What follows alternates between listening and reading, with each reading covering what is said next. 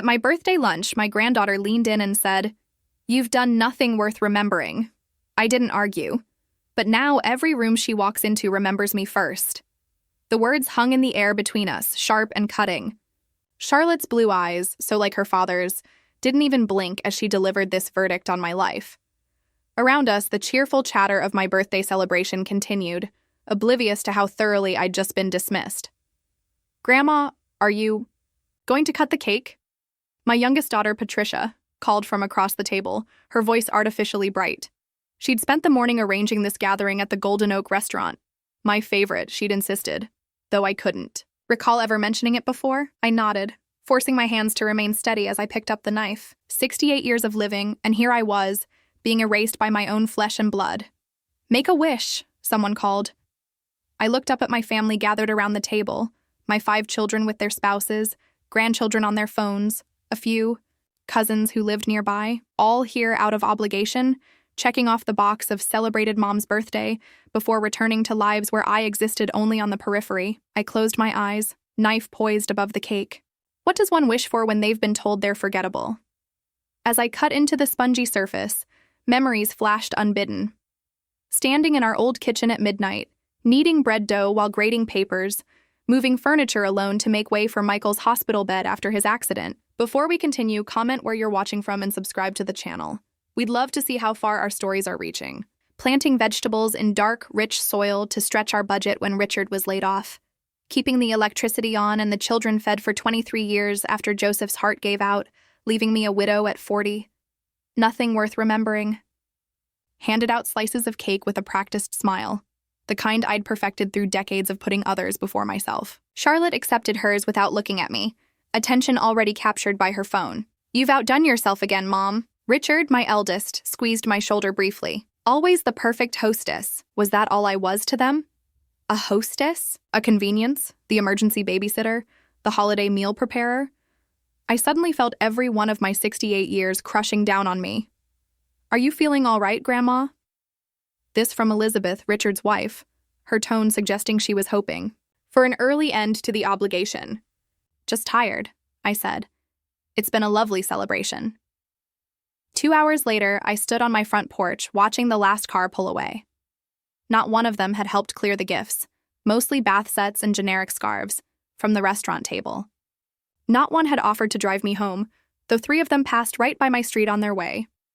My house felt emptier than usual as I stepped inside. The small 2-bedroom I'd moved to after selling the family home had never quite felt like mine. It was practical, the realtor had emphasized. Perfect for an older woman living alone. Low maintenance. As if I were a houseplant requiring minimal care. I hung my cardigan in the closet and caught sight of an old wooden chest tucked in the back corner. Something pulled me toward it. Perhaps Charlotte's words still echoing in my mind. Perhaps just the melancholy that often followed family gatherings. Kneeling with effort, I pulled out the heavy chest and lifted its lid. The scent of dried herbs and old paper wafted up, instantly transporting me to my grandmother's kitchen. Inside lay her journals, recipe books, and the leather-bound notebook I'd inherited when I was just 12. Her collection of medicinal plant knowledge passed down through generations. My fingers traced the faded handwriting on the first page. To heal the body, first understand the wisdom of what grows from the earth. My grandmother had been a midwife in rural Virginia before moving north. People from 3 counties would seek her remedies when doctors were too expensive or too far away. I'd spent summers at her side, learning which plants soothed fevers, which calmed stomachs, which helped wounds heal clean. After her death, I'd kept the knowledge alive privately, growing small containers of herbs on apartment windowsills while putting myself through college, later expanding to a modest garden behind our family home. I made tinctures for my children's colds, salves for their scrapes, teas for Joseph's stress before his heart gave out. Yet I'd never shared this knowledge widely. Joseph worried people would think me strange or backward.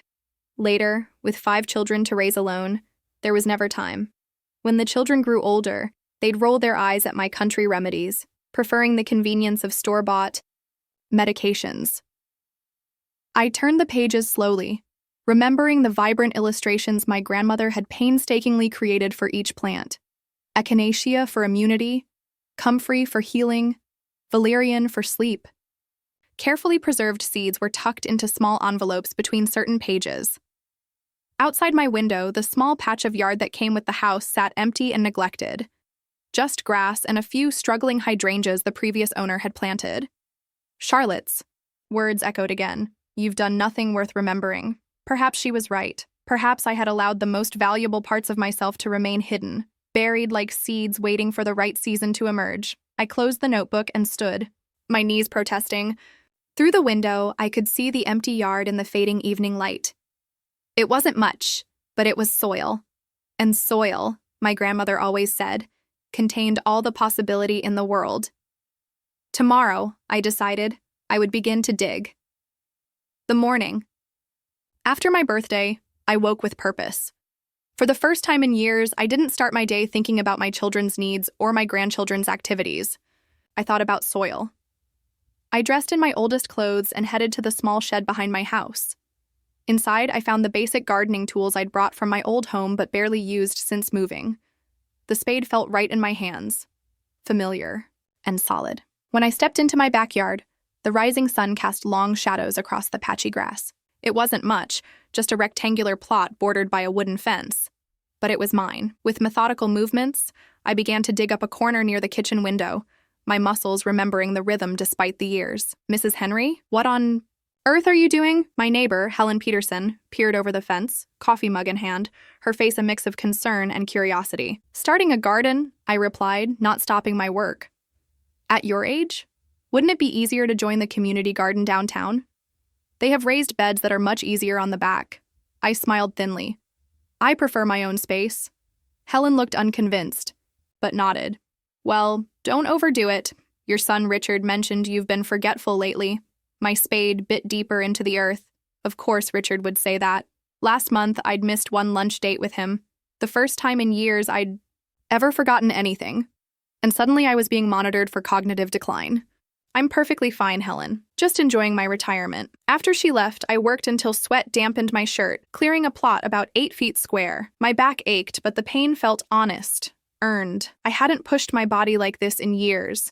Always careful not to appear frail in front of my children, who watched for any sign of weakness as an excuse to intervene in my life. By noon, I had prepared the soil, working in compost from the small bin I'd maintained since moving in. Then I went inside, washed my hands, and carefully opened my grandmother's notebook on the kitchen table. The first section detailed soil preparation and planting by moon phases. I smiled, remembering how my children had scoffed when I mentioned such things. That's just superstition, Mom, Michael had said. But my grandmother's gardens had always thrived following these ancient rhythms. I pulled out the seed packets tucked between the pages. Heirloom varieties my grandmother had saved, and I had preserved. Some might not germinate after all these years, but I had to try. Echinacea, calendula, valerian, yarrow, plants with history, with purpose beyond decoration. My phone rang, interrupting my planning. Patricia's name flashed on the screen. Mom, are you sitting down? Charlotte just got an offer for a summer internship at Meridian Pharmaceuticals. Isn't that wonderful? It's so competitive. That's nice, dear, I said, trying to infuse enthusiasm into my voice. Charlotte was studying pharmacy at the State University, following a path so different from the herbal knowledge I'd grown up with. We're all going out to celebrate tonight. I could pick you up around 6? I looked at my dirty fingernails, at the open notebook, at the seed packets arranged by planting time. I'm afraid I have plans tonight, Patricia. Plans? What plans? The surprise in her voice shouldn't have stung, but it did. Was it so unbelievable that I might have a life outside of their occasional invitations? Just some projects around the house. Give Charlotte my congratulations.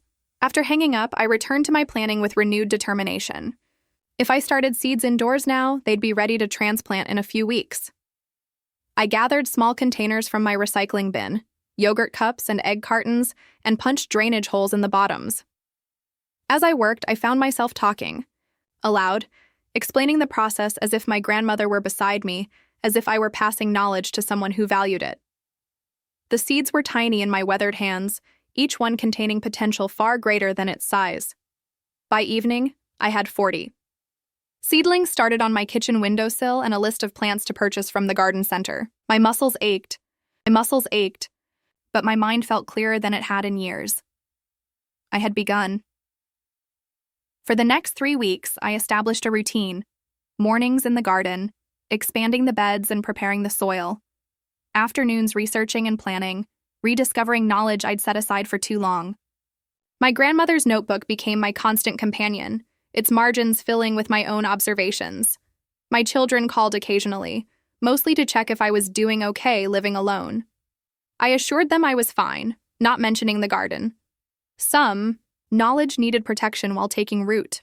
The first seedlings pushed through the soil in their little containers, 2 tiny leaves reaching toward the light. I found myself speaking to them, encouraging their growth. Perhaps I was becoming the eccentric old woman my children feared, but I didn't care. For the first time in decades, I was nurturing something that was entirely mine. The day my garden truly began to take shape coincided with Charlotte's first visit since my birthday. It had been nearly 2 months, and May sunshine now warmed the rich soil where dozens of medicinal plants had found their home. I was kneeling beside a thriving patch of comfrey when I heard the crunch of tires on my gravel driveway. Looking up, I spotted Charlotte's sleek silver car, a graduation gift from her parents. She emerged looking polished in her university sweatshirt, her blonde hair pulled back in a neat ponytail. "Mom asked me to drop these off," she called, holding up a plastic container. Leftovers from Sunday dinner. Sunday dinner. The one I hadn't been invited to. I brushed soil from my hands and stood, wincing slightly as my knees protested. "That was thoughtful. Would you like some tea?" Charlotte glanced at her watch. "I've got study group in an hour." But curiosity got the better of her as she looked past me at the transformed backyard. What had once been an unremarkable patch of grass was now a carefully planned tapestry of green. Raised beds formed a geometric pattern, each containing different varieties of plants. Some were just emerging, others already displaying promising foliage. "What is all this?" Her tone held equal parts confusion and surprise. "A medicinal herb garden," I said simply, taking the container from her hands and heading toward the house. To my surprise, she followed. Inside, I washed my hands and put the kettle on anyway. Charlotte hovered in the doorway of my kitchen, her eyes drawn to the windowsill where neat rows of seedlings stretched toward the light. "Since when are you into gardening?" she asked, poking at one of the plant markers. "Since I was a girl," I replied, selecting chamomile for our tea. "My grandmother taught me." Charlotte frowned. "I don't remember you having a garden at the old house." I did, but it was smaller, mostly culinary herbs. I didn't mention how after Joseph died, the medicinal garden had been the first thing to go as I worked 3 jobs to keep the family afloat. There had been no time for tending plants when I was tending children. "What's this one?" She pointed to a seedling with distinctive jagged leaves. "Milk thistle. Good for liver support." I placed 2 mugs on the table. "It might help with those college hangovers." Her eyes widened slightly. I was young once, too." I smiled, pouring hot water over the dried chamomile flowers. Charlotte sat down at my kitchen table without being asked, her gaze now fixed on the open notebook beside my plant catalogs. "Is that handwritten?" I nodded. "My grandmother's notes on medicinal plants. She was what people used to call a hedge witch, though she hated that term. She was simply a woman who understood plants and their healing properties, like herbal medicine." Charlotte's tone was skeptical, but she reached for the book, carefully turning a page to reveal detailed illustrations of echinacea with notes on harvesting and preparation. "Exactly. Before pharmaceutical companies, this was medicine." I set a mug of tea before her. "People come back to this knowledge when modern options fail them or become too expensive." Charlotte sipped her tea, her expression softening slightly. "This is good." "What is it?" "Chamomile with a touch of lemon balm. For stress and anxiety." I watched as she continued to study the notebook. "It might interest you considering your field." "This isn't real medicine," she said, but without her usual dismissive edge. "We study evidence-based pharmacology, not folk remedies." "Where do you think many modern medicines originated?" I asked gently. "Digitalis from foxglove, aspirin from willow bark. The difference is that pharmaceutical companies isolate compounds, while herbal medicine uses the whole plant." Charlotte's phone buzzed. She checked it and stood quickly. "I have to go. Study group." I nodded, taking the notebook back. "Of course." At the door, she paused. "Why are you doing this now?" "Starting." "This garden?" The question caught me off guard with its directness. I considered giving a simple answer about retirement hobbies, but something pushed me toward honesty. "Because it's time I remembered who I was before I became just someone's mother or grandmother." I met her eyes. "Before I became someone who'd Done nothing worth remembering. Color flooded her cheeks. Grandma, about what I said? It's all right. I cut her off. Sometimes we need to hear difficult truths. After she left, I returned to my garden, kneeling beside the comfrey again. Its broad leaves felt soft against my fingers, hiding the strength within that could knit bones and heal wounds. The following week brought an unexpected visitor. As I was thinning seedlings of echinacea, a car I didn't recognize pulled into my driveway. A woman about my age emerged, her silver hair cut in a stylish bob, clipboard in hand. "Virginia Henry?" she called. "Yes?" I set down my trowel, wondering if she was selling something. "I'm Dr. Eleanor Matthews from the university's ethnobotany department." She approached the garden gate, her eyes widening as she took in the variety of plants. "Your neighbor Helen mentioned you were establishing quite the medicinal garden. I hope you don't mind me dropping by." "Not at all," I said, though I made a mental note to have a word with Helen about discussing my business. "This is remarkable," Eleanor said, stepping carefully between the beds. "Is that true Solomon's seal and valerian? You don't see those in typical gardens." "They were my grandmother's favorites," I replied, pleased by her recognition. Eleanor turned to me with keen interest. "Was your grandmother a traditional herbalist?" The question caught me off guard. No one had ever described my grandmother in such respectful terms before. "Yes," I said, though she never called herself that. Eleanor smiled. "I'd love to hear more. We're documenting traditional plant knowledge before it's lost to time. So much wisdom has already disappeared. For the first time in years, someone wanted to hear about the very thing I'd kept hidden away, not out of shame, but because no one had ever truly asked." Dr. Eleanor Matthews became a regular visitor to my garden. She would arrive with her notebook and recorder, settling beneath my maple tree, asking questions about my grandmother's remedies. I found myself sharing knowledge I hadn't spoken aloud in decades. "The timing of harvest is crucial," I explained. "One afternoon while cutting calendula blossoms, flowers in the morning after the dew has dried, but before the full heat, roots in the fall when the plant's energy returns to the earth." Eleanor nodded. "These are exactly the details that get lost in academic texts. They document the what, but rarely the how." I felt a warmth that had nothing to do with the June sunshine. For so long, my knowledge had been dismissed as outdated. Now, a university professor was treating it like valuable research. "Virginia, would you consider giving a guest lecture in my summer ethnobotany course?" My hand stilled over the basket of orange blossoms. "Me? Lecture at the university? Absolutely. What you've created here is a living library." Before I could respond, a car door slammed. Richard's voice called from the front. "Mom, are you home?" My eldest son appeared at the garden gate, his expression shifting from concern to confusion. "Mom, I've been calling you all morning." He looked at my forgotten phone. "And who is this?" I made introductions, watching Richard size up Eleanor with the same look he gave opposing counsel. "My mother isn't comfortable giving interviews," he said firmly. "She's had some memory issues lately." "Richard," my cheeks burned. "That's not true." Eleanor stood. "I'm a professor at the university, Mr. Henry. Your mother has been sharing valuable traditional knowledge. She's quite remarkable." Richard barely shook her hand. "Nevertheless, I'd prefer if you scheduled these visits when another family member can be present." "I don't need supervision," I said sharply. "Eleanor is my guest." Eleanor gathered her things. "Perhaps I should come back another time. Virginia, please consider my offer about the lecture." She handed me a business card, which Richard promptly took. After she left, Richard turned to me. "What lecture? Mom, what are you getting involved in?" "Research about traditional plant medicine. Eleanor wants me to speak to her students." Richard ran a hand through his graying hair. "You're not a doctor or a botanist. You shouldn't be giving medical advice." "It's not medical advice, it's cultural heritage," I countered. "Knowledge that's been in our family for generations." "Those old remedies aren't relevant anymore. We have modern medicine now." I gestured around my garden. "Every plant here has scientifically proven properties. Pharmaceutical companies are currently researching many of them." Richard looked at my plants with disdain. "This hobby is getting out of hand.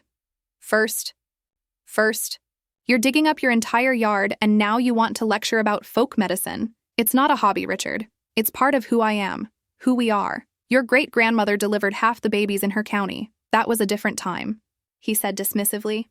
"Look, we're worried about you. Living alone, starting strange projects. Charlotte mentioned you seemed different." So Charlotte had been reporting back. The realization stung. I am different. I said. I'm finally doing something for myself after spending my entire adult life taking care of everyone else. Despite my family's concerns, I accepted Eleanor's invitation. The lecture was scheduled for mid-July. I prepared carefully, selecting plant samples from my garden and organizing my grandmother's notebook. The day before the lecture, Charlotte appeared at my door with her backpack. Mom said you're speaking at the university tomorrow, she said. That's right. My advanced pharmacognosy. Professor mentioned it. He's requiring our summer class to attend. She looked uncomfortable. I didn't tell him you're my grandmother. The unspoken message was clear. She was embarrassed. I understand, I said, though the words tasted bitter. Charlotte looked at the ground, then pulled a thick textbook from her backpack. Actually, I was wondering, some of these plant compounds we're studying, I thought maybe you could explain them in normal person language. I blinked, surprised. You want my help with your coursework? For the next hour, we sat at my kitchen table, my grandmother's notebook open beside Charlotte's modern textbook. I explained how alkaloids functioned as the plant's protection against insects and how humans had harnessed those compounds as medicine. So morphine, codeine, quinine, they're all alkaloids? Charlotte asked. Exactly. Plants developed these chemicals to protect themselves, not to help humans. She studied a page about foxglove. This says digitalis was used for heart conditions, but also that it's extremely toxic. That's where proper preparation matters, I explained. My grandmother would never have prepared foxglove herself. The margin between medicine and poison is too narrow. Some plants require respect and expertise. For the first time, I saw genuine interest in Charlotte's eyes. How did your grandmother learn all this? Mostly transmitted knowledge, learning by doing, by watching, by listening to stories. I touched the worn notebook. This was her way of preserving what she knew for future generations. When Charlotte finally left, she hesitated at the door. Good luck tomorrow, Grandma. I'll be in the back row. It wasn't an endorsement, but it was something. A small crack in the wall between us. The lecture hall was larger than I had expected. Standing at the podium, I surveyed the rows of seats filling with students, their faces young and curious. My hands trembled slightly as I arranged my materials, pressed plant specimens, small vials of tinctures, and my grandmother's notebook. Nervous? Eleanor asked, adjusting the microphone. Terrified, I admitted. I've never spoken to a crowd before. Just talk to them like you talk to me in your garden, she advised. They're here to learn, not to judge. As the room filled, I scanned the back row. True to her word, Charlotte sat in the corner, studiously avoiding eye contact with me. Beside her, a young man with glasses leaned over to whisper something. She shook her head quickly, her body language tense. Eleanor introduced me as a knowledge keeper of traditional Appalachian plant medicine, a title that felt oddly formal for knowledge I'd acquired sitting at my grandmother's kitchen table. When I stepped to the microphone, the words I'd practiced deserted me. Instead, I opened my grandmother's notebook. My grandmother wrote this, I began, my voice steadier than I expected. She couldn't afford medical school, but she knew more about plants than most doctors of her time. This knowledge wasn't just about treating illness. It was about living in harmony with the world around you. For the next hour, I shared not just facts about medicinal plants, but stories. I told them about my grandmother delivering babies with blue cohosh to ease labor pains, about preparing poultices of plantain for infected wounds, about wild cherry bark tea for persistent coughs. I passed around samples, inviting students to smell, touch, and even taste when appropriate. Modern medicine has given us incredible tools, I concluded, but there's wisdom in these traditions too. The most powerful healing happens when we respect both. The applause surprised me with its enthusiasm. As students crowded forward with questions, I caught sight of Charlotte in the back. She wasn't leaving with the others. Instead, she sat watching, her expression unreadable. Later, as I gathered my materials, Charlotte approached the podium. That was actually not embarrassing, she said, which from her was high praise. Thank you, I replied, unsure how else to respond. Professor Whitman wants to know if you'd be willing to take a few students on a plant identification walk sometime. She delivered this message with studied casualness. I'd be happy to. Charlotte nodded, then hesitated.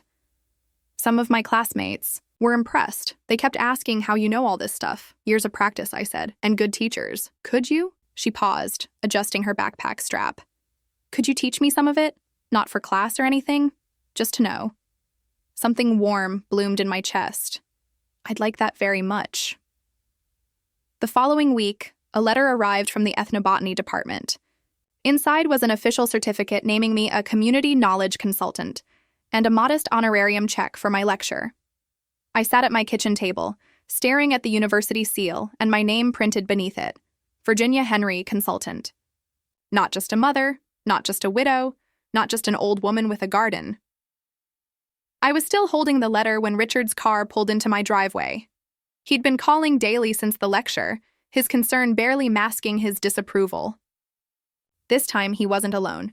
Patricia and Michael were with him.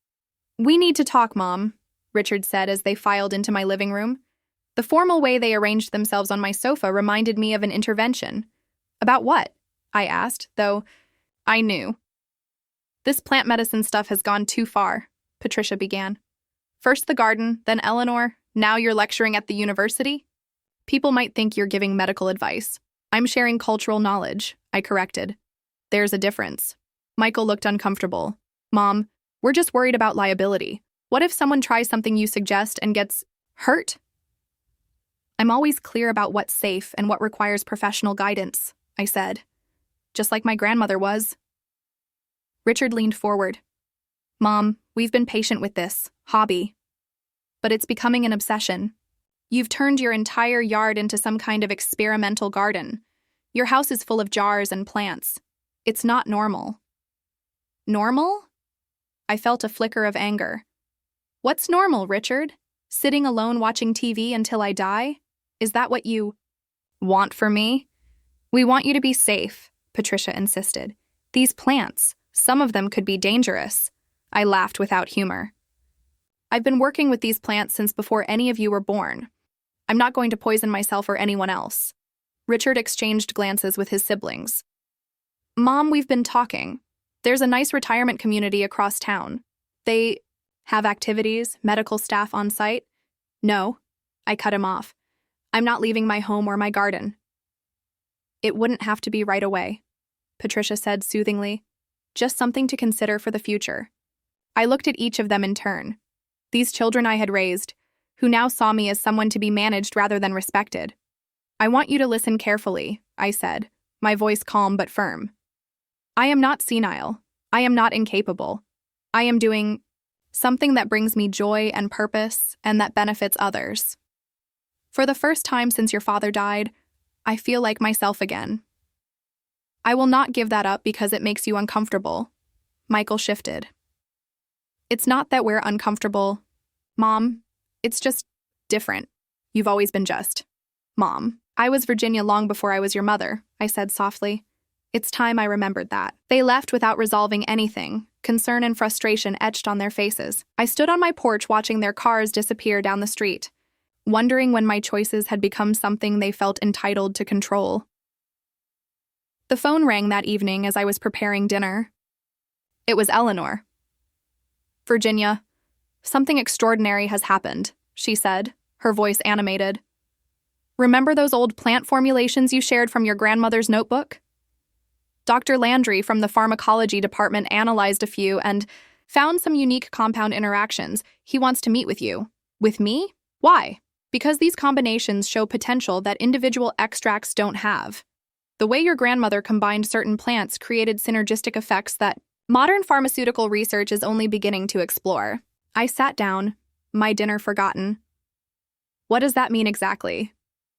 "It means your grandmother's knowledge might help develop new approaches to medicine, and the university wants to establish a formal research partnership with you." 3 years passed, like the seasons in my garden, each one bringing growth, change, challenges, and unexpected beauty. The small plot of land behind my house had transformed beyond even my dreams, becoming not just a personal sanctuary, but a living laboratory, recognized by the university and the community alike. The Center for Traditional Plant Knowledge, established in partnership with the university's ethnobotany department, now occupied my former backyard and the adjacent lot the university had purchased. My modest home stood at its heart, unchanged on the outside, but filled with purpose within. The kitchen where I had once cooked family meals now hosted small workshops on traditional remedy preparation. The dining room had become a documentation center where students helped record and preserve knowledge that might otherwise be lost. It was early May, and I was tending to the Comfrey Patch with Hannah, one of our graduate student researchers, when I heard a familiar voice. "Grandma, are you out here?" "Out." Charlotte appeared around the corner of the herb spiral, her white lab coat exchanged for casual clothes, her hair pulled back in the same practical ponytail she'd worn since childhood. Now in her final year of pharmacy school, she had grown into a confident young woman who moved between the worlds of traditional knowledge and modern science with increasing ease. "Just finishing up," I called, brushing soil from my hands. "Is it time already?"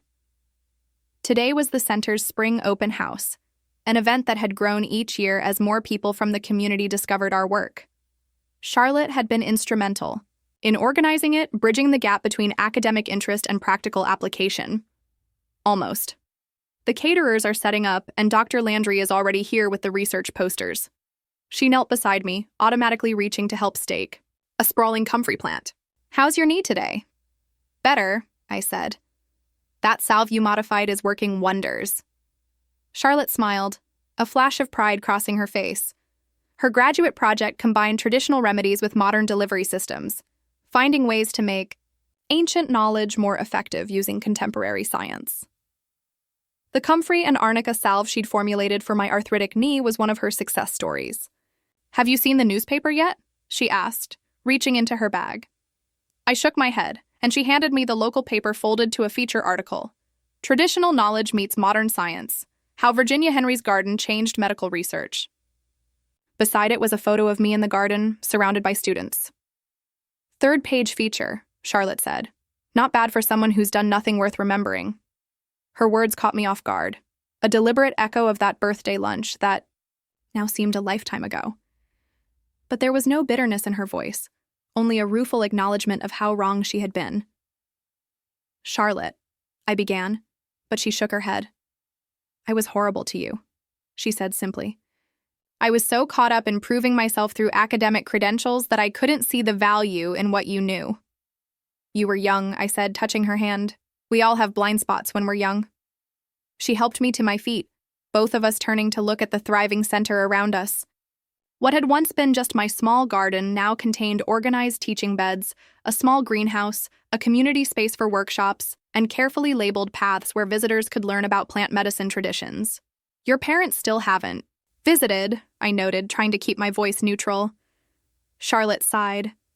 "Dad and Mom are coming around, slowly. The university partnership helped. Having their daughter involved helped more." She smiled wryly. "It's harder to dismiss something as dangerous folk nonsense when it's featured in medical journals." Inside the house, I changed into a clean shirt and combed my hair, reflecting on the journey of the past 3 years. The road hadn't been easy. Richard and Patricia had initially been furious about the university partnership, concerned about everything from liability to my mental competence. My decision to donate part of my property for the center had nearly led to a family rift that might never have healed. The turning point had come unexpectedly through Michael, my middle child and usually the family peacemaker. After a particularly heated argument about my reckless decisions, he had stopped by unannounced one afternoon to find me teaching a group of nursing students about traditional approaches to wound care. He had stood silently at the back of the group, listening as I explained the properties of plantain, calendula, and honey. Afterwards, he admitted that seeing me in that role, confident, knowledgeable, respected, had changed something in his perception. "You were never just our mom," he told me. "You were always this person too. We just never saw it." Michael became my first ally within the family, slowly helping his siblings understand that my work wasn't a symptom of decline, but a renaissance. Patricia eventually came around, particularly after her youngest daughter's persistent eczema improved, with a salve Charlotte and I had developed. Richard remained skeptical, but had at least stopped suggesting retirement communities. "Grandma, they're ready for you," Charlotte called from the hallway. I took a deep breath and joined the gathering crowd in what had once been my backyard. Eleanor stood at a small podium, her silver bob now streaked with white, but her enthusiasm undimmed. Beside her stood Dr. Landry from pharmacology, whose initial skepticism had transformed into active partnership over the years. "Ladies and gentlemen," Eleanor began, "welcome to our 3rd annual Spring Open House at the Center for Traditional Plant Knowledge. This center exists because one remarkable woman refused to let valuable wisdom disappear, and because she had the courage to share that knowledge when others dismissed it. As Eleanor continued her introduction, I scanned the crowd. Academic colleagues, community members, students, reporters, and in the back, a sight that made my heart skip. All 5 of my children standing together. Even Richard was there, looking uncomfortable but present. When it was my turn to speak, I stepped forward with none of the nervousness I had felt that first day at the university. This garden was my domain, these plants my longtime companions. 3 years ago, I began, my granddaughter told me I had done nothing worth remembering. A ripple of surprise moved through the audience, and I saw Charlotte's face flush. It was painful to hear, but in some ways, she was right. I had spent decades keeping this knowledge to myself, letting it sleep like seeds buried too deep to sprout. I gestured to the thriving garden around us, but knowledge, like seeds, can remain viable for generations if properly preserved. It waits for the right conditions, for someone to bring it into the light, to nurture it, to recognize its value. My gaze found Charlotte, who stood straight-backed and proud despite her earlier embarrassment. Sometimes it takes a new generation to help us see the worth in what we've always known. And sometimes the most important thing we can do is to remember who we were before the world told us who we should be. After the formal presentations, as guests mingled and explored the garden, Charlotte approached with a young woman in tow. "Grandma, this is Dr. Mei Zhang from the National Institutes of Health. She's interested in our work on traditional knowledge preservation." Dr. Zhang shook my hand warmly. "Ms. Henry, your methods for documenting traditional knowledge while respecting its cultural context are remarkable. We'd like to use your center as a model for similar initiatives across the country."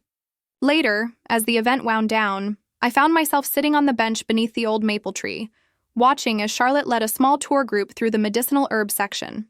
Her voice carried across the garden, confident and clear as she explained the properties of each plant, weaving together traditional wisdom and scientific validation. "You must be very proud," a voice said beside me. Richard stood there, hands in his pockets, an unreadable expression on his face. "I am," I said simply, "of her and of this place." He sat down beside me, uncharacteristically quiet for a moment. "I was wrong, Mom, about all of this. I thought you were being, I don't know, reckless, eccentric. I know, but you've built something important here." He gestured to the center, to Charlotte, to the people engaged and learning, something that matters. I reached over and took his hand. "Thank you for seeing that finally." As the sun began to set, casting long shadows across the garden, Charlotte finished her tour and came to join us on the bench.